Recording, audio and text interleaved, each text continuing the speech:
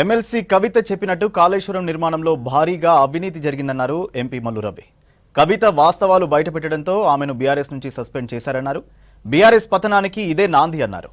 హరీష్ అవినీతిని గుర్తించే ఆయనకు ఇరిగేషన్ శాఖ ఇవ్వలేదని కవిత చెప్తున్నారని, మరి ఆయనపై కేసీఆర్ ఎందుకు చర్యలు తీసుకోలేదని ప్రశ్నించారు. హరీష్ పై నిజాలు చెప్పిన కవితను పార్టీ నుంచి సస్పెండ్ చేయడం ఆశ్చర్యం కలిగించిందన్నారు. భవిష్యత్తులో కవిత కేసీఆర్, కేటీఆర్ పై మరిన్ని నిజాలు బయటపెట్టే అవకాశం ఉందన్నారు మల్లు రవి.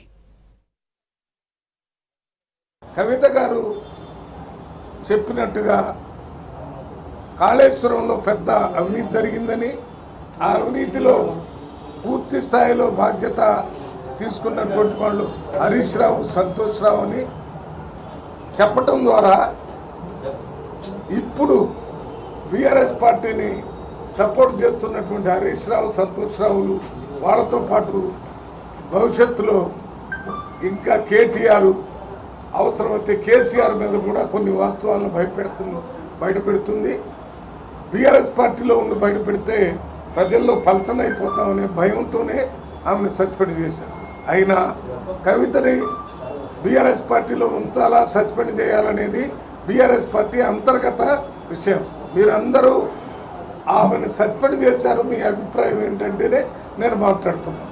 తప్పనిసరిగా ఇది బీఆర్ఎస్ పార్టీ ప్రజల్లో నుంచి అంతర్ధానమై కావడానికి ఇది beginning. This is the beginning of the end of the BRS party. ఎందుకంటే వాళ్ళు ఎన్ని చేసినా కానీ ప్రజలు నమ్మరు. మీకు తెలుసు, హరీష్ రావు గురించి కవిత మాట్లాడింది. హరీష్ రావు గురించి మాట్లాడిన కవితను తప్పుపడుతున్నారు. హరీష్ రావుని రెండోసారి కేసీఆర్ ముఖ్యమంత్రి అయినప్పుడు ఒక్క సంవత్సరం పాటు ఆయన క్యాబినెట్లో తీసుకోలేదు. హరీష్ రావు దగ్గరికి ఎవరు మాట్లాడకుండా కట్టడి చేసింది ఎవరు? కేసీఆర్ చేశాడు. ఎందుకు చేశాడు? అప్పటికి ఆయన ఇరిగేషన్ మినిస్టర్గా ఉండి ఇవన్నీ చేశాడని మొట్టమొదట ఆయన చేసిన అవినీతిని గుర్తించి ఆయన దగ్గర చేసినటువంటి వ్యక్తి కేసీఆర్. మరి కేసీఆర్ మీద ఆయనకు మంత్రి పదవి ఇవ్వకుండా ఆయన పక్కన పెట్టినప్పుడు ఆయన మీద, కేసీఆర్ మీద ఏం చర్యలు లేదు. కానీ ఆమె తీసుకున్నాడనే విషయాన్ని ప్రజలకు తెలిసినందుకు చెప్పినందుకే మరి కవితని ఇవాళ పార్టీ నుంచి సస్పెండ్ చేయటమే ఆశ్చర్యకరంగా.